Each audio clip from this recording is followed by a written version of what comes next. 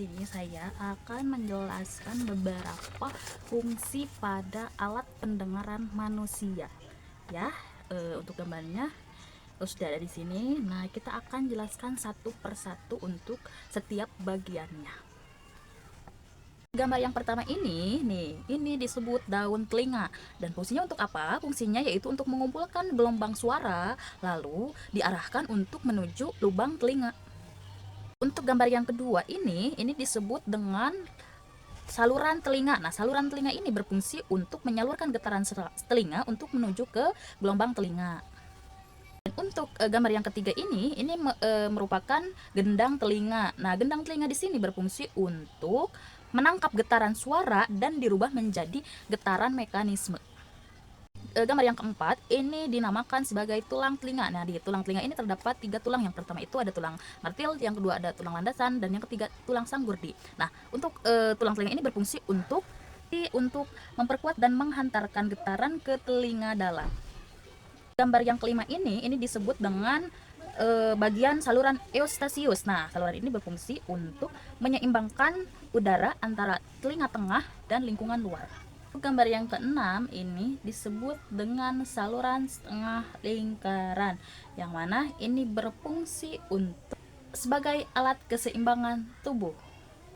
Untuk gambar yang ketujuh ini dinamakan dengan saraf pendengaran. Nah, saraf pendengaran ini berfungsi untuk mengirimkan sinyal listrik atau impuls dari koklea menuju ke otak, lalu diterjemahkan menjadi suara.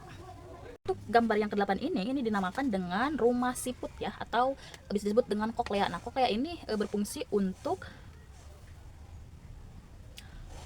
mengubah getaran mekanis menjadi sinyal listrik saraf. Untuk gambar selanjutnya yaitu ini di ujung, ini dinamakan sebagai saraf vestibular. Nah, ini berfungsi untuk ini adalah sebagian dari saraf yang membantu mengatur keseimbangan posisi kepala kita. Untuk selanjutnya, kita di sini akan menjelaskan beberapa bagian pada telinga ya. Untuk gambar telinga yang pertama ini disebut gendang telinga. Nah, gendang telinga ini merupakan getaran dari udara yang menabrak gendang telinga ini, lalu menyebabkan gendang telinga tersebut menyalurkan getarannya ke tulang-tulang pendengaran. Nah, untuk yang kedua di sini terdapat jendela opal. Nah, tulang sanggurdi ini menggetarkan jendela opal.